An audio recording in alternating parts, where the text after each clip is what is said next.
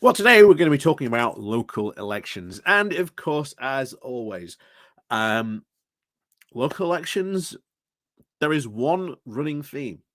There is one running theme that is running a lot through this local election theme this year, which is very unusual because normally different issues can permeate the sort of the local politics scene. Maybe as we saw a couple of years ago in Huddersfield, it was the closing down of the A&E that played a massive part in its local politics for years in Huddersfield.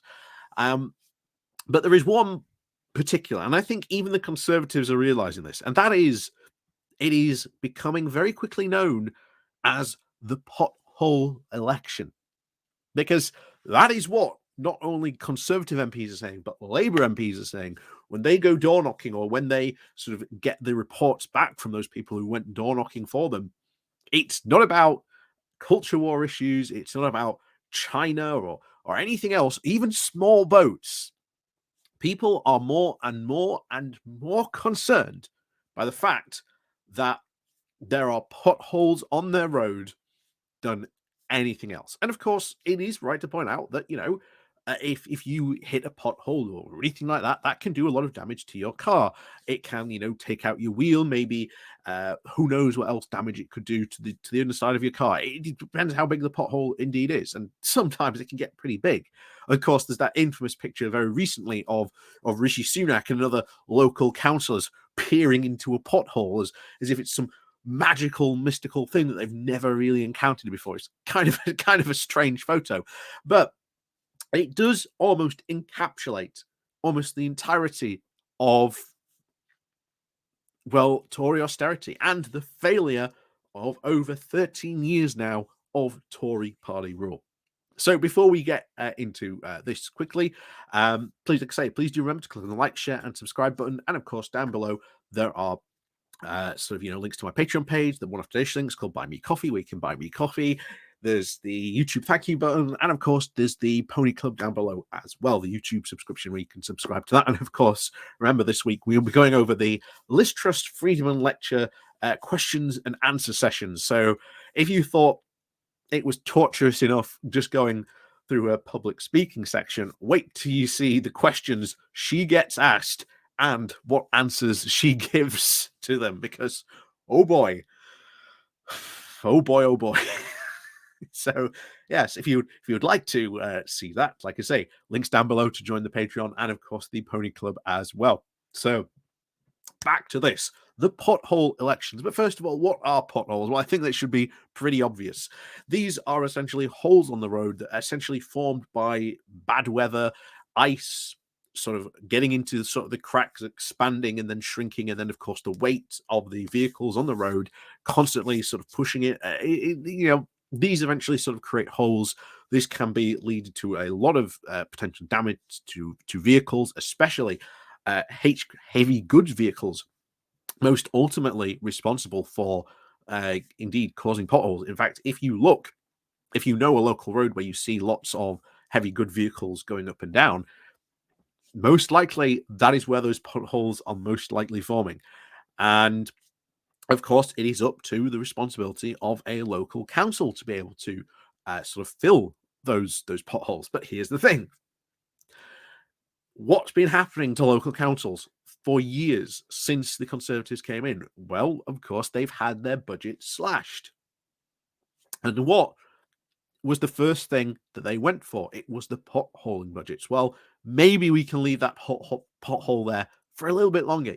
It can save itself until, maybe the next sort of piece. In fact, I've got a friend from Doncaster, and she always says you can always tell when it's coming to the end of the budget, because in April it's like Doncaster suddenly erupts in a series of roadworks. But this isn't just a factor for Labour councils, but Conservative-led councils, especially. Potholes have become a massive cornerstone issue because the Conservative-controlled councils have leaned into austerity, where the Labour ones have gone, well, we've had less budget, but we're going to try and not really lean too much into it. We're going to sort of try and resist the austerity so that we can still provide services that people want and expect. But in the Conservative-led councils, potholes have become the number one issue. Why? Because what have Conservative councils done? They've slashed the budget that's available to these road repairs. And even this, now I was going to go over this article concerned foam, but the MP who wrote this basically talks about potholes number one issue when he's been sort of knocking on doors, and then he goes into sort of, oh well, what can we do? How can we solve this potholing issue? Well, he talks about a machine that's I think recently been created in Sweden where they can sort of repair a pothole for like 30 quid. He's like, well, why isn't the government investing in these machines? Well, it's because you've slashed the budget. You're part of your own party who has written an entire piece. And to be honest, I'm pretty impressed that this guy has written such an in-depth piece about potholes. I'll give him that. But the conclusion he misses is the fact that his own party has for years, for over a decade now, slashed the budgets from local councils to be able to deal with potholes effectively. They cannot literally afford that magnificent machine that he glorifies in this article that cost about 30 quid to fill in a pothole because they can't afford the machine itself. Why? Because central government has denied them the funds.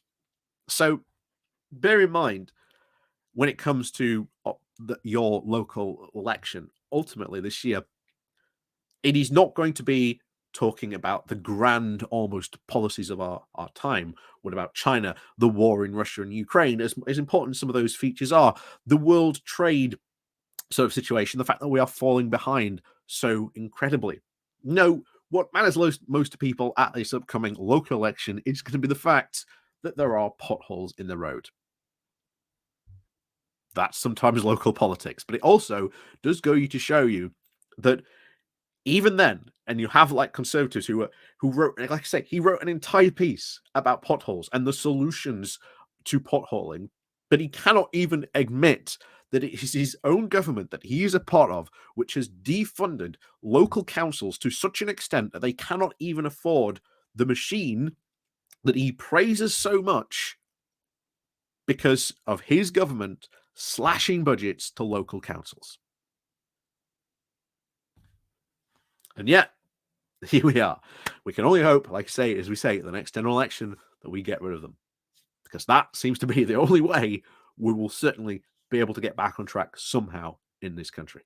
And even then, when Labour do get in, it's not going to be all, sunshine and rainbows. I'm not naive enough to think that. Starmer and his team are going to have a lot of work to do. Let's not beat about the bush. A lot of work to do, and we've said before, Starmer has to deliver. Once he's in, he has to deliver straight away from day one. So, say I'm not naive about that, but. As always, thank you very much for watching, though. Please do remember to click on that like, share, and subscribe button. And, of course, down below, there are links to my Patreon page and a motivation link called Buy Me Coffee, where you can buy me coffee. And, of course, remember, there's the Pony Club down below as well. And, of course, the Patreon, where, again, we'll be going over that question and answer session from Liz Truss. And, oh, boy, oh, boy, I'm not looking forward to it. But, again, like I say, you're practically paying to see me suffer. And, of course, maybe we can suffer together in this. But, as always, thank you very much for watching. And, of course, we'll see you all very soon.